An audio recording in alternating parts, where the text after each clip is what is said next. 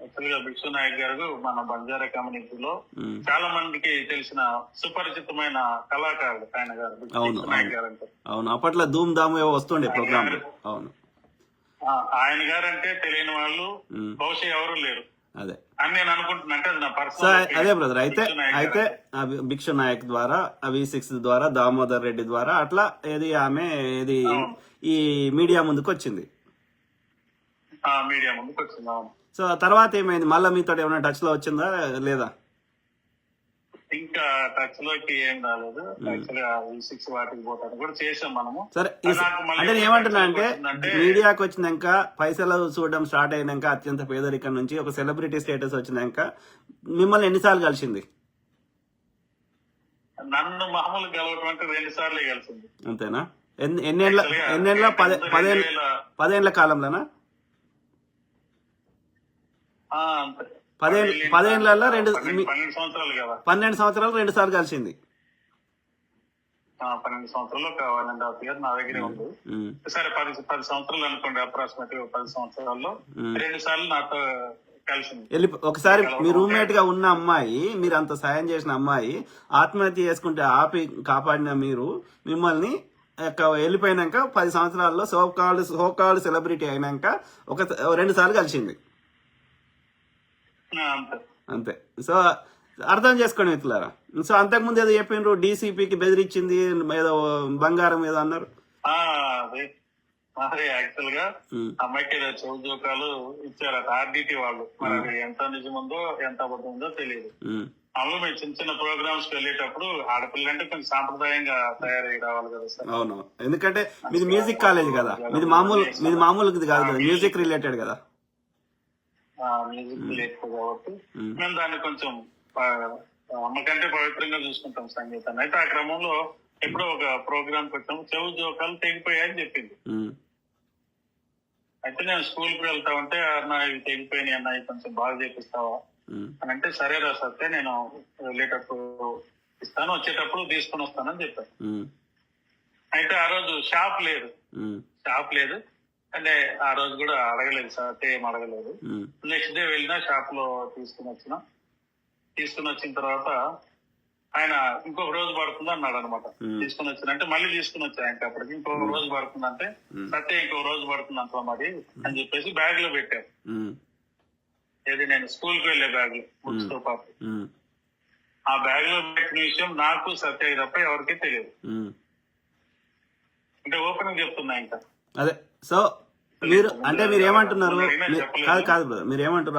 ఆమె నగలు ఆమెకి ఇచ్చిన అంటున్నారు. ఆమెకి ఇచ్చాను అనుకుంటాం కంటే ఆమె తీసుకుంది అని చెప్తున్నా, దొంగతనం చేసిందని చెప్తున్నా. ఆమె నగలు ఆమె కావు అవి, ఆమెవే.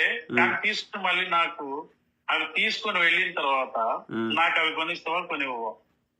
నువ్వే తీసుకెళ్ళావు కదా. ఓ అంటే ఆమె అదే అంటే మీకు రిపేర్ కని ఇచ్చి ఆమె మళ్ళీ తీసుకొని మిమ్మల్ని మళ్ళీ కొత్తగా కొనిమని అడుగుతుంది.